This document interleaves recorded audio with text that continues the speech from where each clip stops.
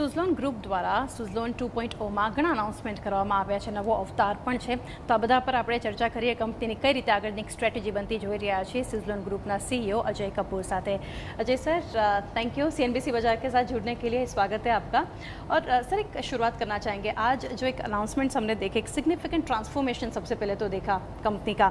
जो सर एक स्ट्रेटजी क्या ट्रांसफॉर्मेशन के लिए, क्या इसके पीछे क्या एक स्ट्रेटजी थी? क्योंकि अभी तक प्राइमरीली हम देखा कंपनी को एक विंड टर्बाइन मैन्युफैक्चरर, तो क्या ये shift full stack renewable energy company हम देख सकते हैं?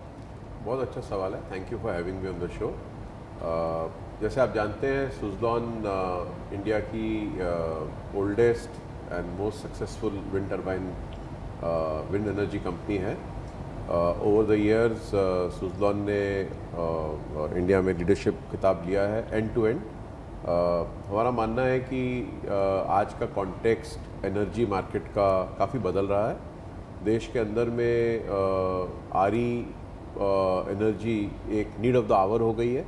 स्पेशली अपना देश की एनर्जी सिक्योरिटी को देखते हुए और गवर्नमेंट का फोकस, प्राइम मिनिस्टर का फोकस देखते हुए इट्स इम्पॉर्टेंट कि हम लोग देश को आत्मनिर्भर बनाएं.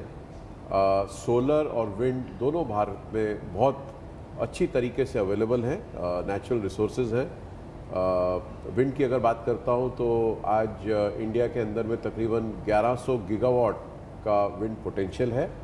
और इंटरेस्टिंग बात यह है कि उसमें से सिर्फ 5% अभी तक टैप हुआ है. सोलर ऑलरेडी काफ़ी कैपेसिटी लग चुकी है एंड बहुत अच्छा प्रोग्रेस हुआ है. लेटली अभी बैटरी स्टोरेज की तरफ ध्यान जा रहा है और पैरेलली पंप स्टोरेज और हाइड्रो न्यूक्लियर, वो सब पे फोकस है. डिमांड आने वाले समय के अंदर में चाहे कॉर्पोरेट्स की हो, चाहे data centres, tech driven demand हो, नॉर्मल इंडस्ट्री की डिमांड हो, demand is going to be not a issue. But आप सप्लाई को कैसे मैनेज करते हैं, लोअर कॉस्ट पे करते हैं, एंड नेट ज़ीरो की जो कंट्री की एम्बिशन है और वर्ल्ड की जो एम्बिशन है उसको कैसे अचीव करते हैं, उसके अंदर में हमारा मानना है अगर हम कस्टमर को सेंटर में रखते हैं तो खाली विंड करने से हम कस्टमर को पूरा सोल्यूशन नहीं दे पा रहे.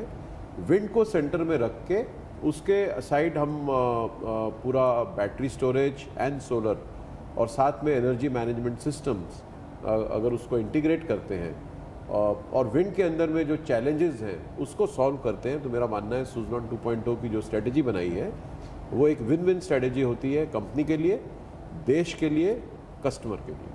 जी सर, काफ़ी एम्बिशियस गोल्स कंपनी ने यहाँ से आज अनाउंस किया FY31 के लिए. 15 gigawatt of order book, 10 gigawatt of annual sales, 70 gigawatt of asset under management. Sir, दो चीज़ें समझना चाहूँगी. यहाँ से क्या टफेस्ट लग रहा है टू अचीव और क्या कॉन्फिडेंस दे रहा है कि ये अचीव कर पाएंगे? तो सबसे पहले जो सबसे बड़ा चैलेंज है आज विंड इंडस्ट्री का और आरी इंडस्ट्री सेक्टर का, आज आरी के अंदर में यदि खाली सोलर जाते हैं तो ग्रिड में आउटेजेस हो रहे हैं. हमारा ग्रिड अभी इतना स्टेबल नहीं है.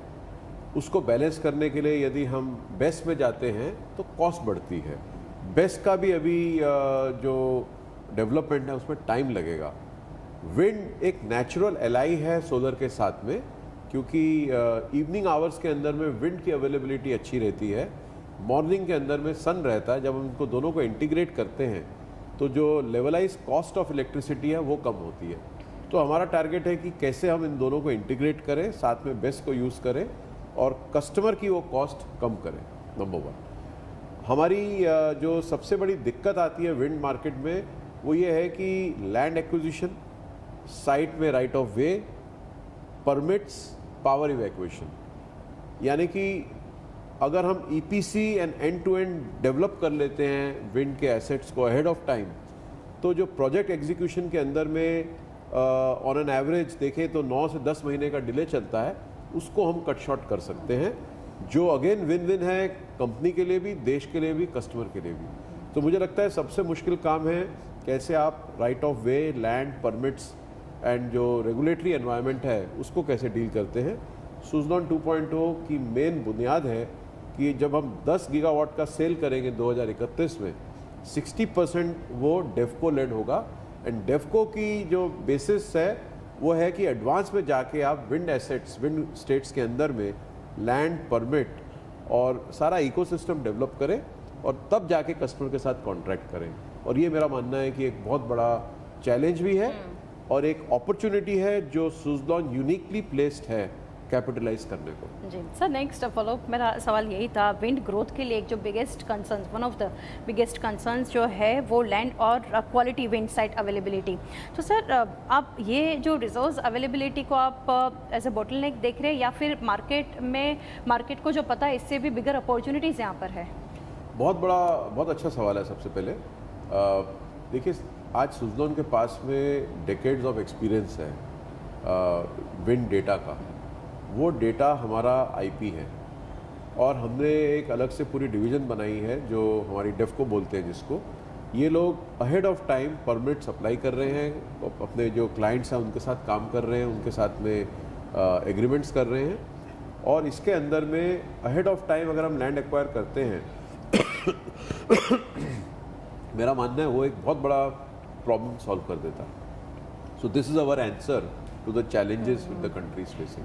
Right sir. And sir, under Suzlon 2.0 अगर देखने जाए तो business such as project management, EPC हो गया, फिर स्टोरेज इंटीग्रेशन, असेट मैनेजमेंट, तो बिगर रोल प्ले यहाँ से सब करेंगे। बट आने वाले समय के लिए biggest growth driver, growth engine Suzlon के लिए क्या रहेगा?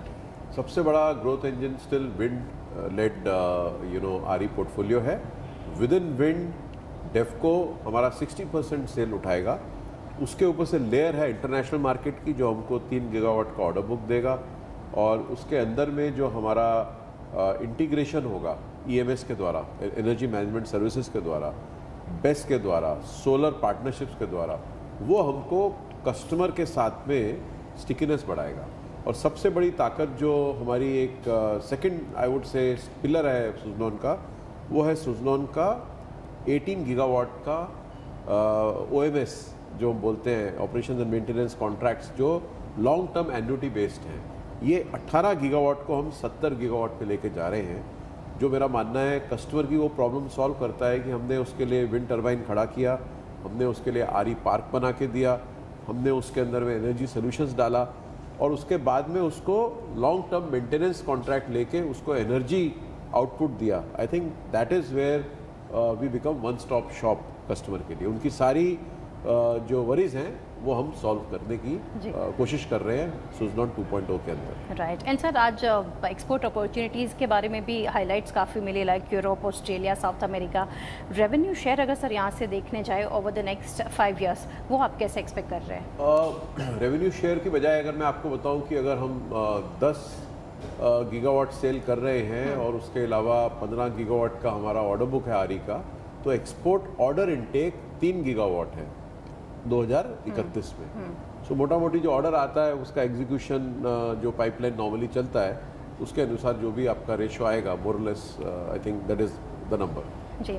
And sir, lastly Ajay sir जानना चाहेंगे, जो ब्रांड आज जो प्रॉमिस दे रहा है, good energy that works, apart from the new identity, यहाँ से इन्वेस्टर्स जो है क्या एक्सपेक्ट कर सकता है? सुज़लॉन से रीब्रांडिंग जो हो रहा है वो क्या मैसेज दे रहा है? देखिए, सुज़लॉन का ओरिजिनल ब्रांड आज से 15-20 साल पहले हमने जो एक किया था, उसके बाद आज एक समय था जब अभी हम ओवरऑल वर्ल्ड का एनर्जी मार्केट देख रहे हैं, हमारा कस्टमर इंटरफेस देख रहे हैं, पूरे वर्ल्ड की परिभाषा आज चेंज हो चुकी है। सो सुज़लॉन 2.0 के अंतर्गत जो आज ब्रांड लॉन्च किया है, we are saying let the good energies work. So good energy, energy की भी और हमारे पार्टनरशिप्स की भी, हमारे एम्प्लॉयज़ की भी और हमारे संसार की भी। So let the good energy work together to create a platform Suzlon की तरह, जो कि पूरा end to end wind led RE tech company बने और देश में और विदेश में और संसार में अच्छी एनर्जी लेके आए। That is our goal. Great sir. Rajesh sir, thank you CNBC बाजार के साथ जुड़ने के लिए। Sir, and best wishes for the coming quarters. Thank you. Thank you.